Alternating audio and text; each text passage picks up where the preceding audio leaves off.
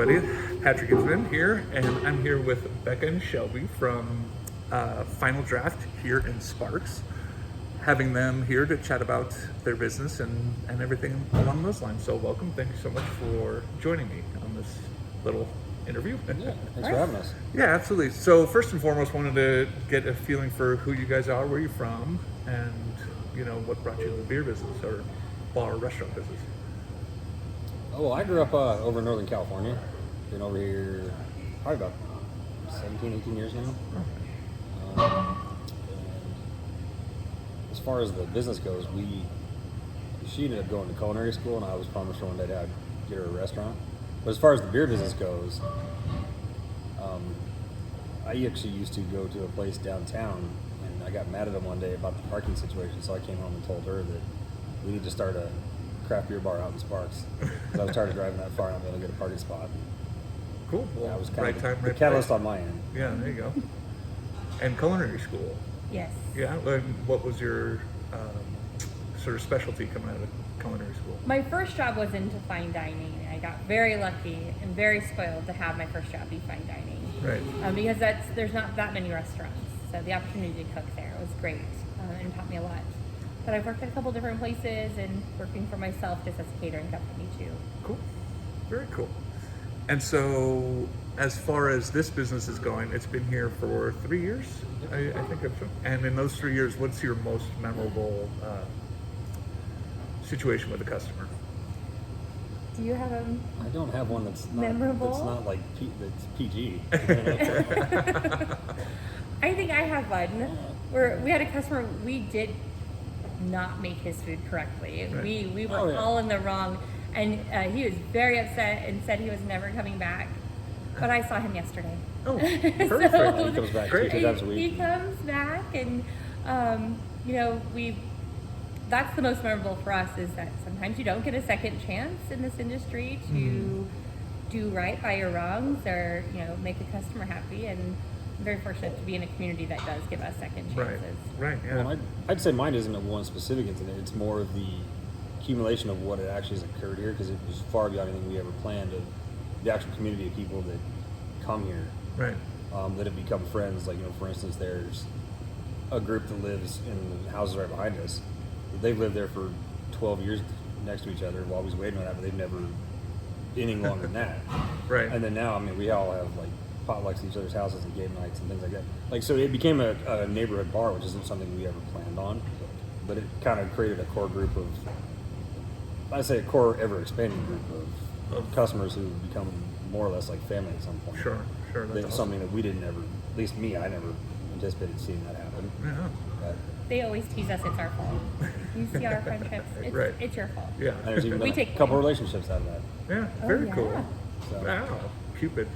But that, and we get to see people get married and have their first Very cool. kids, and And so originally this concept was a beer bar, as you Mhm. said, and now it's slowly, matured into a bigger concept than that. Can you elaborate on that a little bit?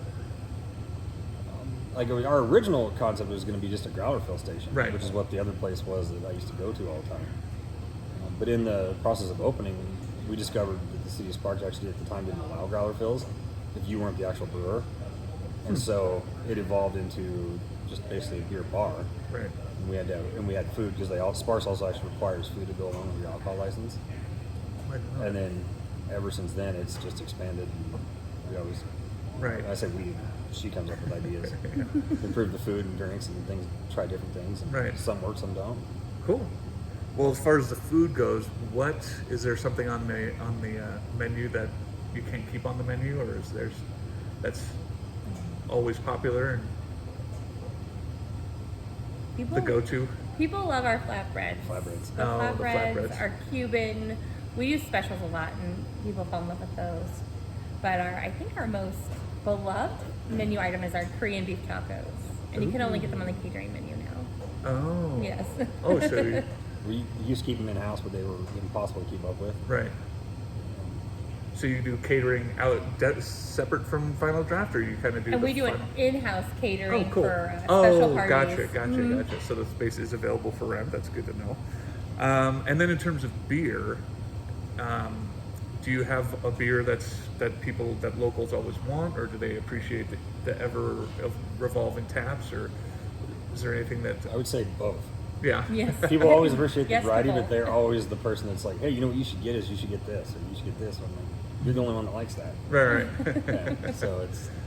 So there's no one that you have to keep on the menu to keep everybody happy. Everybody. I mean, we do have our number one. That's our like our house beer, I guess it would Right. be. So we keep that one all the time. But it's not that it wasn't like we keep it on as far as because it keeps running out, and it's like but Sure. that's just the beer that we've chosen. The kind of along with standard.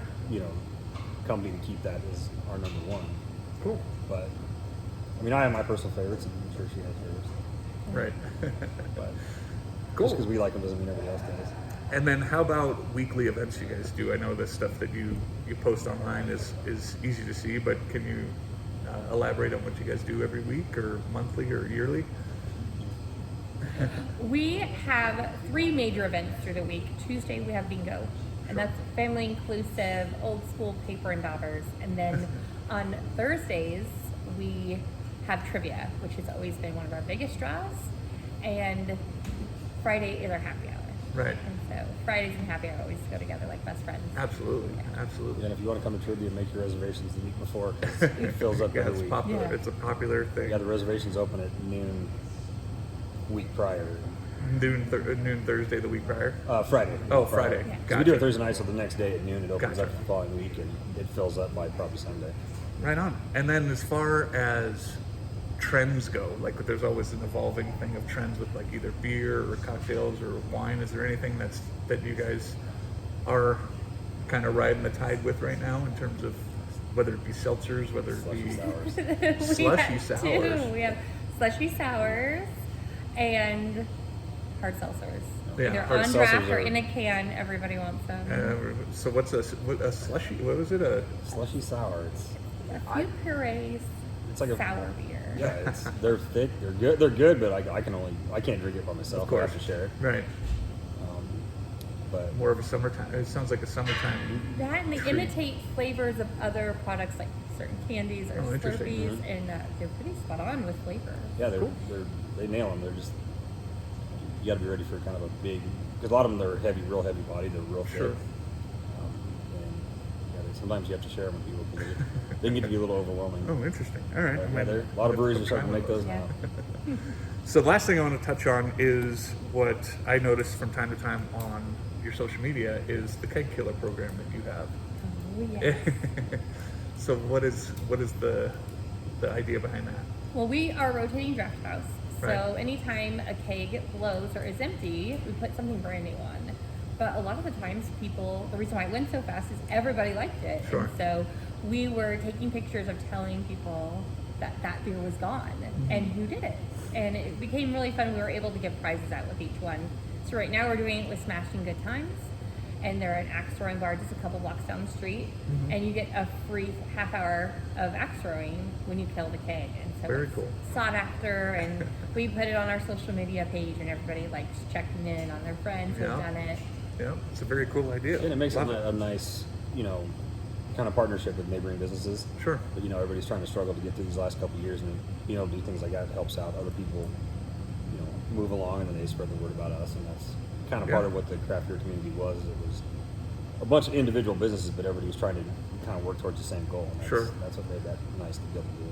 And word of mouth is always the strongest It is. way of doing things. So, all right, I think that's all I have for my questions. Is there anything else you'd like to add or say hello?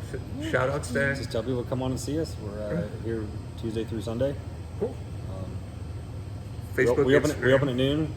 On the weekends, we're open until 11, Cool. 9 o'clock every other night. Right on. Yeah. Well, Facebook, Instagram, all the other outlets. You have a website that I'll post along with this. And thank you again for your time. And we'll have to see you on Trivia Night one of these nights for a Yes, Slurpee. please. All right. Okay, Thank thank you. you.